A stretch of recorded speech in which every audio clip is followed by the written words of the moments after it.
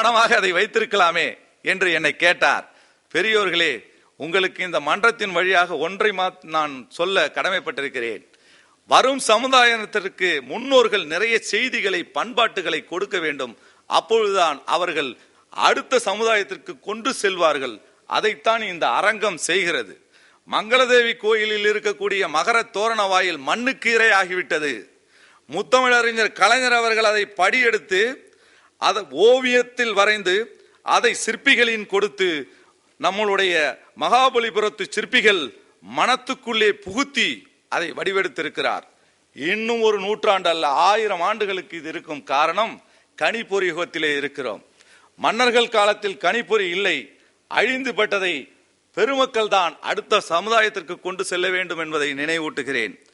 எழுநிலை மாடம் என்பது பழங்காலத்திலே நம்முடைய தமிழ் மக்கள் எல்லாம் செல்வர்கள் வாழ்ந்த ஆலயம். ஒவ்வொரு மாடத்தில் ஒவ்வொரு காலங்களில் வாழ்வார்கள். அது மழைக்காலம், வெள்ளம் வருகின்ற போது மற்றும் அதில் வசந்த காலம் என்ற நிலையிலெல்லாம் அந்த மாடத்திற்கு செல்வார்கள். அடுக்ககத்தை நாம் இப்பொழுது பார்த்திருக்கிறோம். இங்கே கலைக்கூடத்திற்கு முன்பாக கட்டிய தமிழர்கள், வாழ்ந்த தமிழர்கள் அடுக்ககத்தை கண்டிருக்கிறார்கள். அந்த அடுக்ககம்தான் எழுநிலை மாடம். கயமலர் கண்ணியும் காதற் கொழுநலும் நெடுநிலை மாடத்திடை நிலத்து இருந்துழி என்ற அற்புதமான வரி வருகிறது. அதற்காக அது எழுநிலை மாடமாகிறது. திருக்குவளை சிற்பி கலைஞர் கருணாநிதி சோழனால் கண்ணில் படம் போட்டு கருத்தில் ஒத்திகையிட்டு சிலப்பதிகார காவிய வரிகளை நினைத்து நினைத்து தன் எண்ணங்களில் வடித்த பின்புதான் எக்குறையும் இருக்காது என்பதை அறிந்து எழுநிலை மாடத்தில் தமிழ்கலையை வரைந்திட்டார். அந்த இலக்கியம் எப்படி இருக்கிறது? அந்த இலக்கியத்தில் இளங்கோவடிகள் என்ன எழுதியிருக்கிறார்? அந்த இலக்கிய வரிகளின்படி சிலை இங்கே இருக்க வேண்டும், கட்டிடம் இருக்க வேண்டும் என்று அவர் அங்கே அமைத்திருக்கிறார்.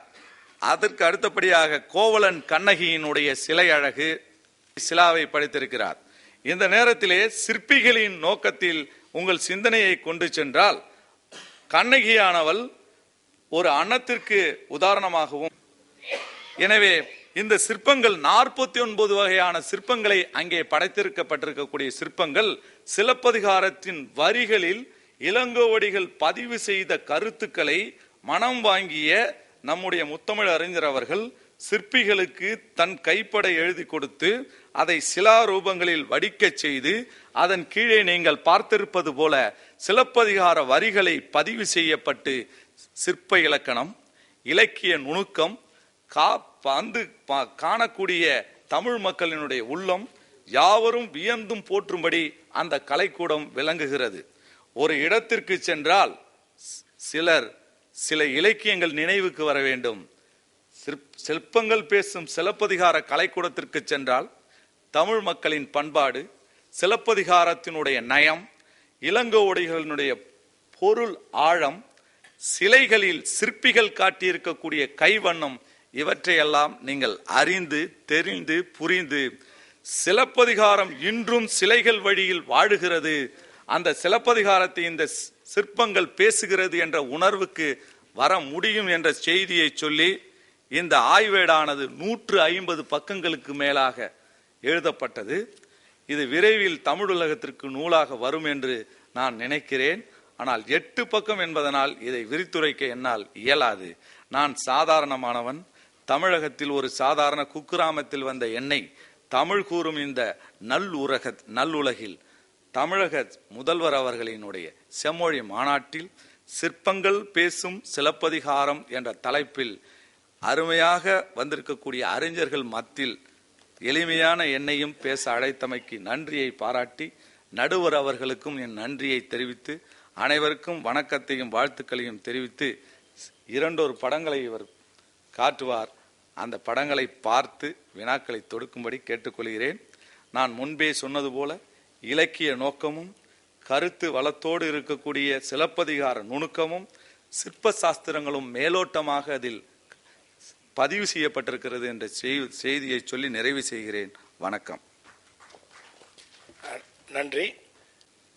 பெரிசி இளங்கோவன் அவர்கள் சிற்பங்களில் மெய்ப்பாடுகள் என்பது தரணி போற்றும் தமிழுக்கு செம்மொழி தகுதி பெற்றுத்தந்த கலைஞர் அவர்களுக்கும், அவையினுடைய தலைவர் சிங்கப்பூரிலிருந்து வந்திருக்கக்கூடிய முனைவர் ரத்தின வெங்கடேசன் அவர்களுக்கும், கட்டுரையாளர்களுக்கும்,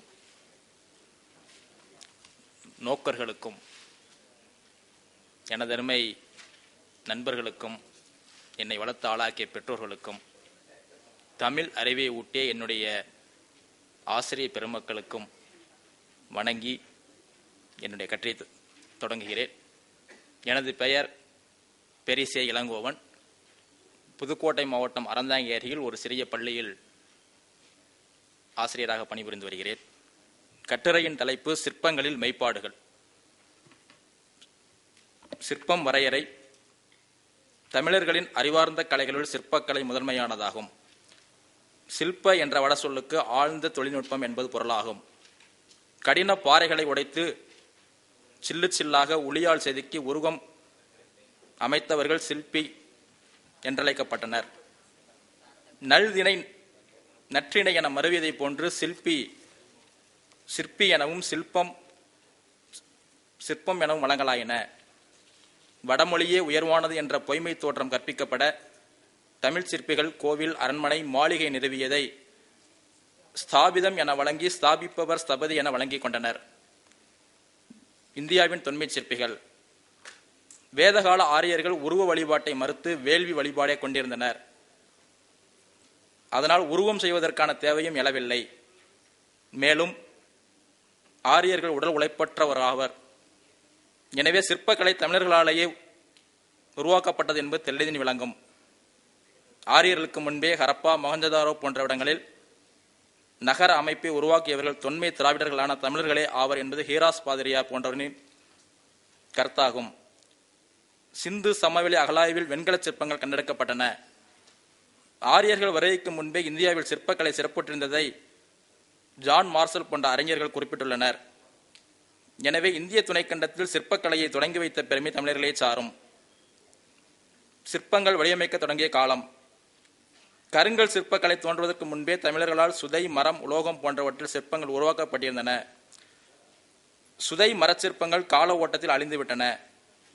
ஆதிச்சநல்லூர் அகலாய்வில் செம்பினால் செய்யப்பட்ட தாய் சிற்பமும் கோழியின் சிற்பமும் கண்டெடுக்கப்பட்டன. இவற்றின் காலம் கிமு 7 முதல் 6 நூற்றாண்டாகும்.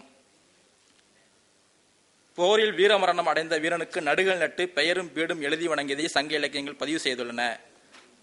மேலும் நகர்வலம் செய்வதற்கான சிலைகள் இருந்தமை பற்றி புறநானூறு சான்றளிக்கிறது. கிபி 7ஆம் நூற்றாண்டில் பிள்ளையார்பட்டியில் வரகுணப்பாண்டியனால் குடவரை புடைப்பு சிற்பம் உருவாக்கப்பட்டது. பல்லவர்களால் மாமல்லபுரம், மணிமங்கலம், மதுராந்தகம், வேளஞ்சேரி, திருவாமாத்தூர் போன்ற இடங்களில் அமைக்கப்பட்ட புடைப்புச் சிற்பங்களின் காலம் கிபி 7 முதல் 8ஆம் நூற்றாண்டுகளாகும். எனவே கல் சிற்பக்கலை சங்க காலத்தில் நடுகள் வழிபாடாக அரும்பி பத்தினி தெய்வத்திற்கு கல்லில் உருவம் செய்யும் அளவிற்கு சங்கம் மருவிய காலத்தில் சிற்பக்கலையாக மலரத் தொடங்கியது எனலாம். இவ்வாறு தமிழர்களால் வளர்க்கப்பட்ட சிற்பக்கலை ராஷ்டிரகூடர், சாளுக்கியர் வழியாக பாரத தேசம் முழுவதும் பரவியது. சிற்ப நூல்கள். சிற்பங்கள் செய்வதற்கான பொருட்கள், அளவுகள், பொழுதுகள், சிற்பியரின் தன்மைகள் குறித்து சிற்ப நூல்கள் எடுத்துரைக்கின்றன. தமிழர்களிடம் தோன்றிய சிற்ப நூல்கள் கிரந்தம் என்ற ஆரிய சார்பு மொழியில் மாற்றப்பட்டிருக்கலாம். மயமதம், மானசாரம், மனுசாரம், விஸ்வகர்மியம், காசியபம், ஐந்திரமதம், சரஸ்வதியம், பிராமியம், சகலாதிகாரம், விஸ்வம், விஸ்வசாரம், பிரபோதம், விருத்தம், தோஷ்டாதந்திரம், நலம், மானவிதி, மானகல்பம், பெருஸ்ருதம், சிருஷ்டம், மானபோதம், விஸ்வபோதம், ஆதிசாரம், விஸ்வகாசியபம், வாஸ்துபோதம், பானுமதம், சாதக